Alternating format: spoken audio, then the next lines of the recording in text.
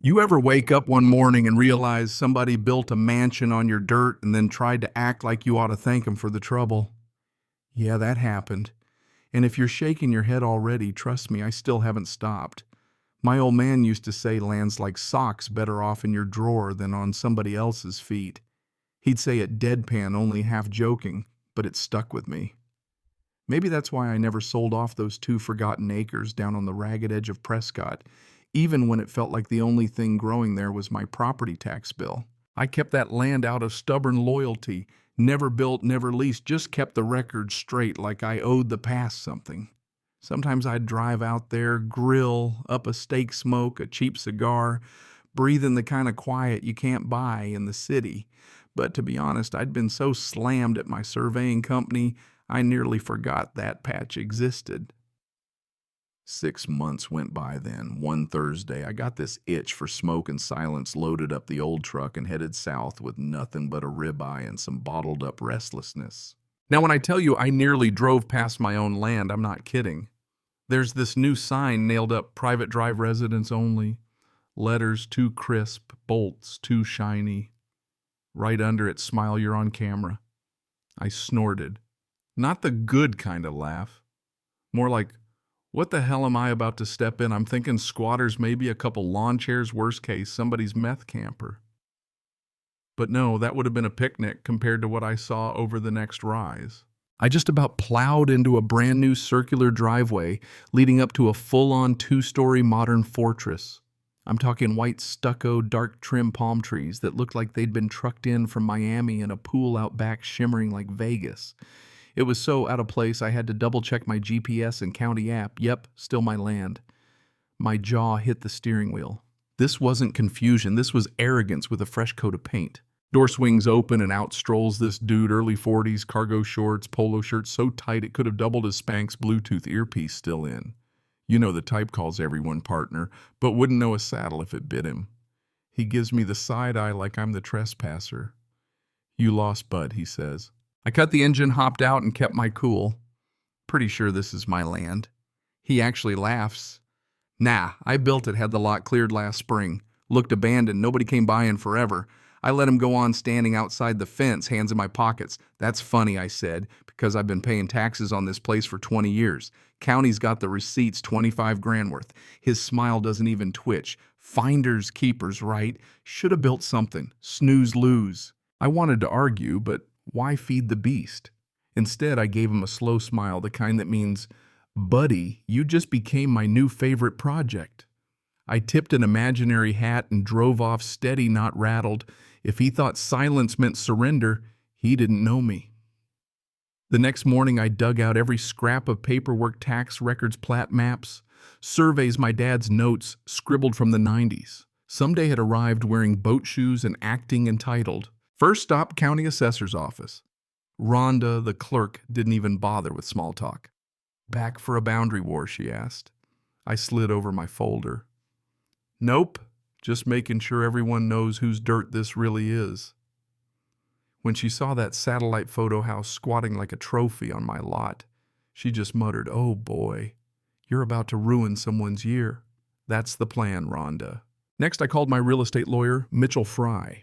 He's the sort who grins like a shark but invoices like a surgeon, my kind of guy for ugly land fights. He called me back in 2 hours already sounding gleeful. So you're telling me some guy built a McMansion on your land because you didn't fence it?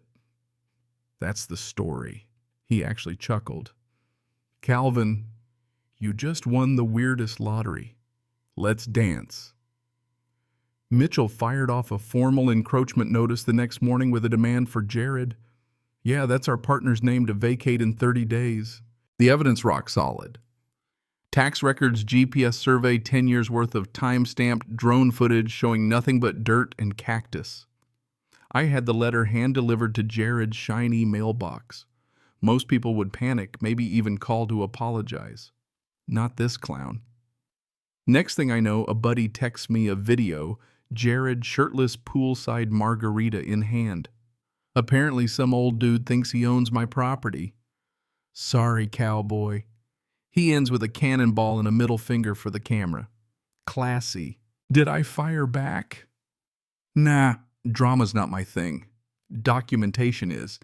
I hired a photographer for aerial shots, pulled utility hookup dates, and even found a zoning request Jared filed using the parcel number for a totally different lot. Mitchell giggled when I handed over the stack. We're about to have some fun. A few days later, I drove out and posted a sign by the road, big yellow letters, "Coming soon." Guests with bulldozers. Legal owner. Added a QR code linking to the county GIS so anybody could check the title, my name in all its glory. Right under current occupant Mr. Jared F., not owner. Then the twist hit. Mitchell calls practically cackling. Guess what showed up in city records? Development plans for a school and access road, Sunstream Estates.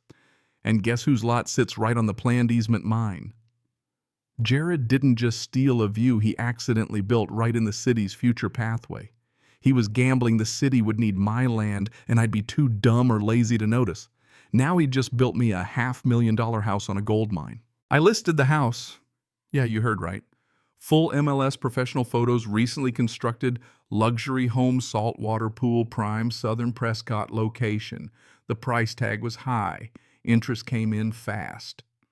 My agent called Jared to let him know there'd be a showing. I wish I'd seen his face when he found out. He tried to block the agent and a young couple from touring. They thought he was the groundskeeper. When he snapped, "I'm the owner," my agent just smiled and handed over paperwork, title, tax history, encroachment notice.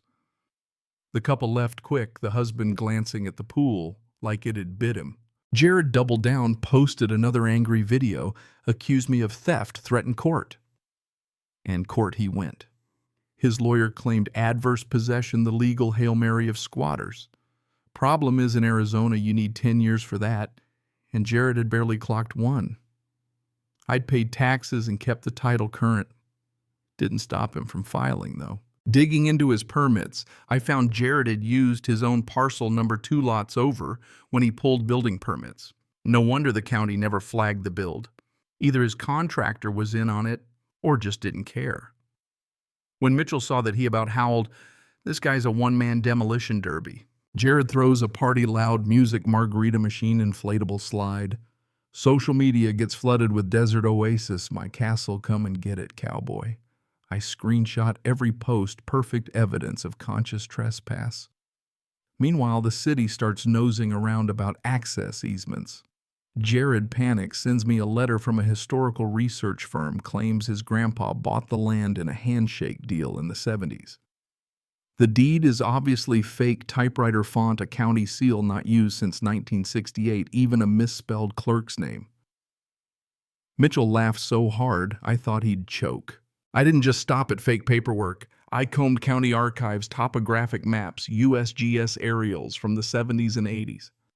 The only thing ever living there was a goat, not Jared's ghost granddad. Mitchell brought the judge a blown-up comparison of the fake deed and the real county seal. One's official, the other looks like a pigeon crashed into a stamp pad. The judge just sighed, stared down Jared's lawyer, and said, "If you move forward with this, I'm referring it to the DA, criminal, not civil." The case cratered. Jared cornered, lashed out. "My office window gets smashed, no theft, just a spray-painted thief. I keep calm." Next, a cop shows up. Jared claims I broke into the house, vandalized the place, threatened him. Only problem, I'd already installed my own perimeter camera after his first stunt. It caught him on tape, drunk, breaking his own window and staging the scene. Cop took one look, said, "Mind if I send this to detectives? Be my guest." After that, Jared went dark online. No more shirtless poolside rants, just silence.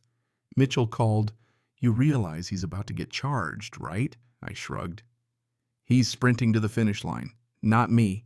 And now he was on defense for once. But you know, the type guys like Jared don't quit. They escalate. He files an emergency motion, claims he invested in good faith, wants the court to force me to pay for the house or let him stay. His proof falls apart. Videos, tax records, fake deeds, all say otherwise. I had a property inspection done over a dozen code violations. Illegal pool septic, too close to the well, unlicensed everything. It was a Barbie dream house on quicksand. Court day comes.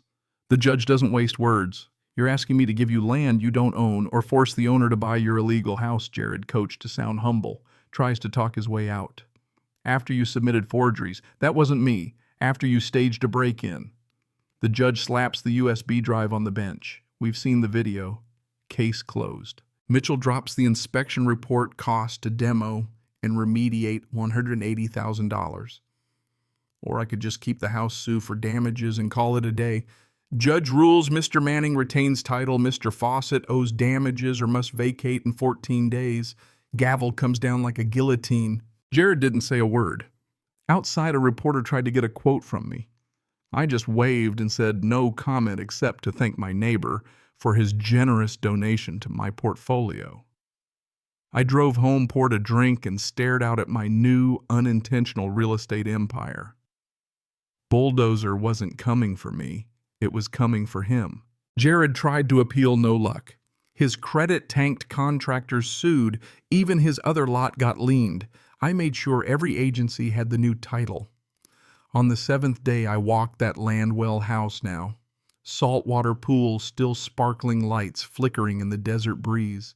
Place smelled like lemon cleaner and defeat. I ordered a custom bronze plaque for the gate. The free house donated by neighborly misjudgment. Even threw a party, grilled ribs floated in the pool, invited the judge for a burger off the record. Put up another sign out back with a laminated photo of Jared shirtless poolside captioned, "Here lived America's most confident trespasser." Folks took selfies, tagged it Seek Free House. Jared, last I heard, moved into a trailer behind his sister's place working security at a parking lot. He still tells people he got robbed, but the city records say otherwise. I rent the place now $4,000 a month.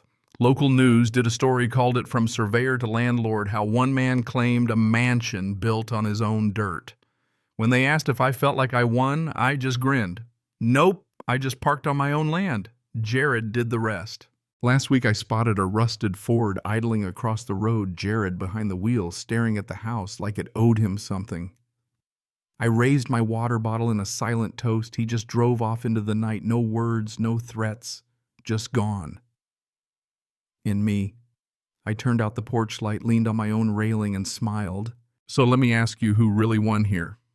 Is justice just about paperwork and payback? Or is it about holding on to what's yours? When the world tries to bulldoze it, drop your thoughts in the comments. And hey, if you've ever had your own battle for what's right, your land, your pride, your legacy, I want to hear about it. Like, share. And don't forget, sometimes doing nothing is the most satisfying revenge of all.